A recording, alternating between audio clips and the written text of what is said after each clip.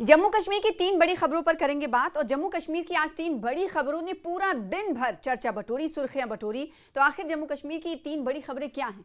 पहली खबर वो है जिस पर सरकार ने एलजी प्रशासन की तरफ से, खास तौर पर कहेंगे कि एलजी प्रशासन की तरफ से लगातार ये कहा गया है कि वो जीरो टॉलरेंस दहशतगर्दी के खिलाफ, आतंकवाद के खिलाफ रखते हैं।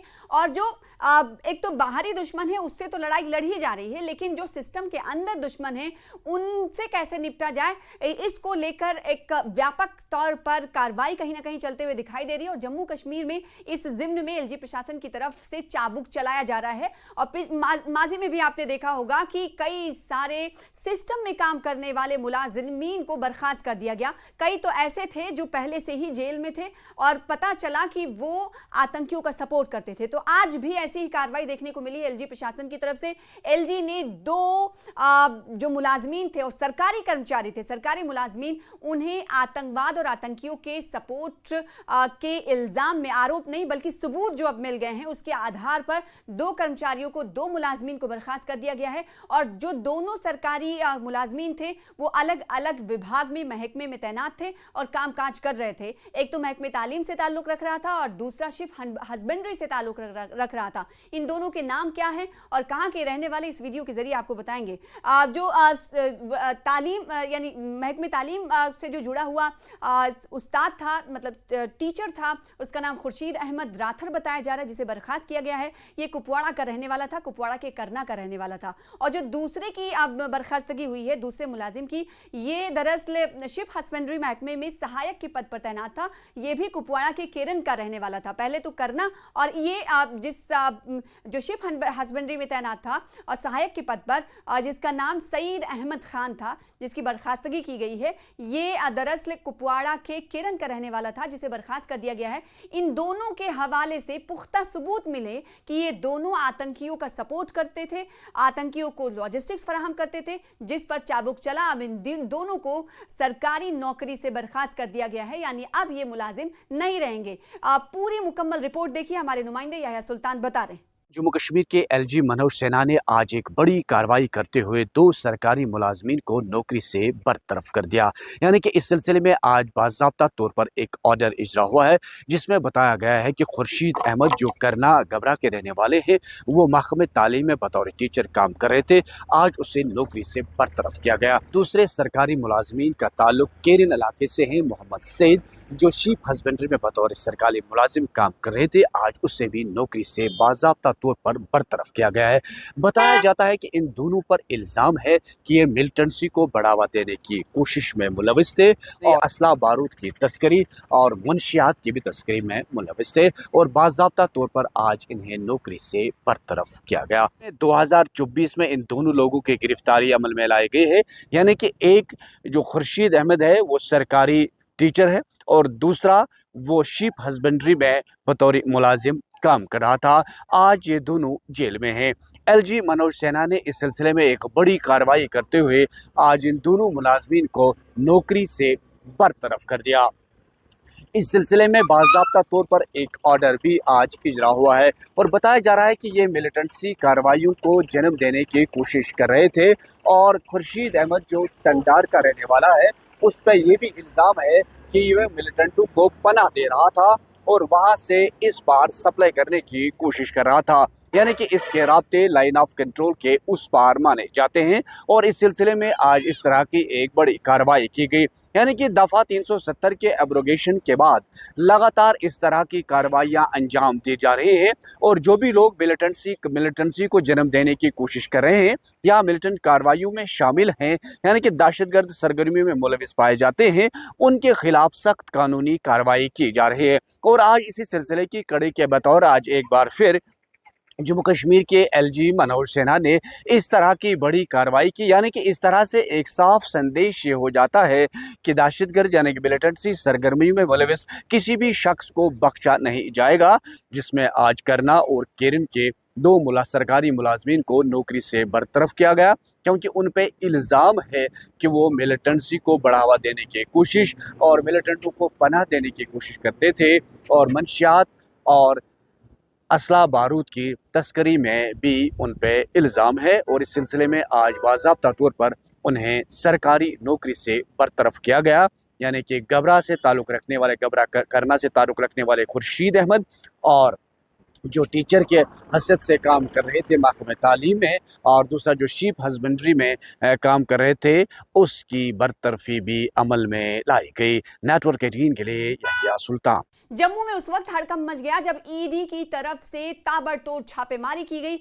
एक नहीं, दो नहीं, चार नहीं, पांच नहीं, बल्कि जम्मू में 9 जगहों पर आपको बताएं कि छापेमारी की गई। सिर्फ जम्मू में 8 जगहों पर छापेमारी ईडी की तरफ से की गई और एक और उधमपुर में छापेमारी की गई। तो जम्मू प्रोविजन में अगर बात करें संभाग में, तो 9 छापेमारी ने पूरी हड़कंप मचा दी, हलचल मचा दी। आखिर क्यों ईडी ने इन 9 जगहों पर छापेमारी की है और आखिर क्या मामला था, इस वीडियो के जरिए आपको बताएंगे। अवैध कब्जा मामले में आपको बताएं कि छापेमारी हुई है। पूरी मुकम्मल रिपोर्ट देखिए, हमारे संवाददाता राजन वैद आपको बताएंगे पल पल की अपडेट और पूरी कहानी छापेमारी के हवाले से। सुनिए। ये ईडी की रेड कस्टोडियन डिपार्टमेंट के अधीन जो ज़मीनें आती हैं उसके आवंटन के मामले को लेकर की गई हैं, क्योंकि इस तरह की कंप्लेंट्स बहुत आई थी कि जो इलीगल तरीके से जितने भी नियम कानून हैं उनको ताक पे रख के जो आवंटन है वो ज़मीनों का किया गया है। ये लैंड ग्रैबिंग का मामला है, क्योंकि पिछले कुछ महीनों में जिस तरह से कंप्लेंट्स आ रही थी कि जो कस्टोडियन डिपार्टमेंट के जिसके की ज़मीन आवंटित नहीं हो सकती है, ये कस्टोडियन डिपार्टमेंट के अधीन ये ज़मीनें होती हैं, कुछ मकान होते हैं जिनको कि आवंटन नहीं किया जा सकता। लेकिन यहाँ ये शक है कि नियमों को ताक पे रख के जो है इसका आवंटन किया गया।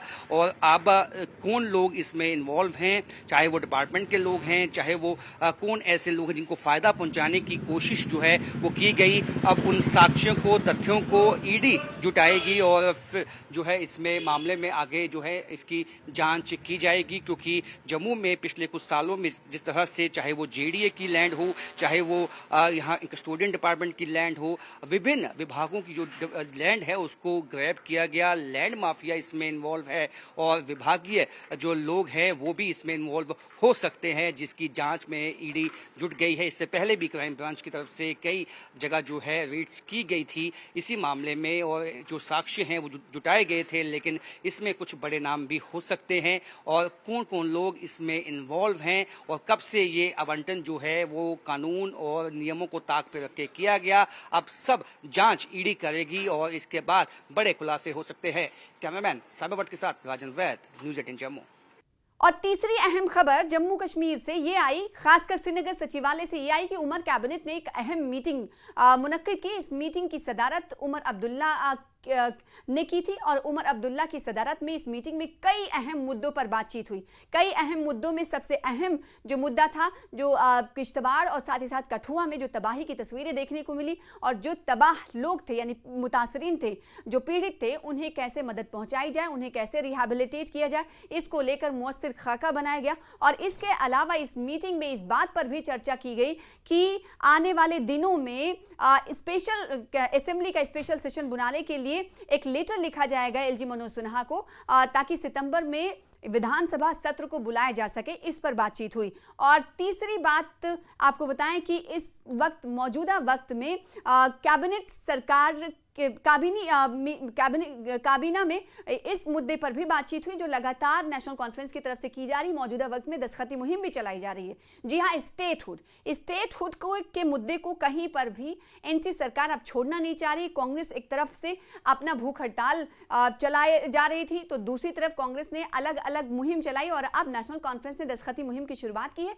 और दूसरी तरफ आज जब काबीना की बैठक हुई और इस बैठक में एक बार फिर से स्टेटहुड का मुद्दा उठा, स्टेटहुड के मुद्दे पर एक रणनीति बनाई गई और इस हवाले से कहा गया कि नेशनल कॉन्फ्रेंस जैसे पहले स्टेटहुड को लेकर बात करती रही थी और वो जो मौजूदा वक्त में एलजी को लेटर लिखने की बात हो रही है, वो दरअसल वो ये चाहते हैं, ये काबीनी तमाम वुज़रा की तरफ से ये राय ली गई कि वो चाहते हैं कि जल्द से जल्द इस पर एक खत लिखा जाएगा एलजी को, ताकि जो स्पेशल सेशन बुलाया जाएगा उसमें हम डिस्कशन कर पाएंगे स्टेटहुड के मुद्दे पर। तो ये तमाम बातें आज काबीनी मीटिंग में जेर बहस आई। एक एक पॉइंट आपको बताएंगे कि आज इस मीटिंग में और क्या मुद्दे जेर बहस आए, काबीनी वुज़रा ने क्या क्या कुछ कहा, जावेद अहमद डार क्या कुछ कह रहे हैं, फिर उसके बाद हमारे संवाददाता सरोज कफील ने पूरी रिपोर्ट भेजी है, सुनिए। उन हवाले से बात हुई, रिहैबिलिटेशन था, कुछ डायरेक्टर्स का और भी कुछ 2-3 इश्यूज थे।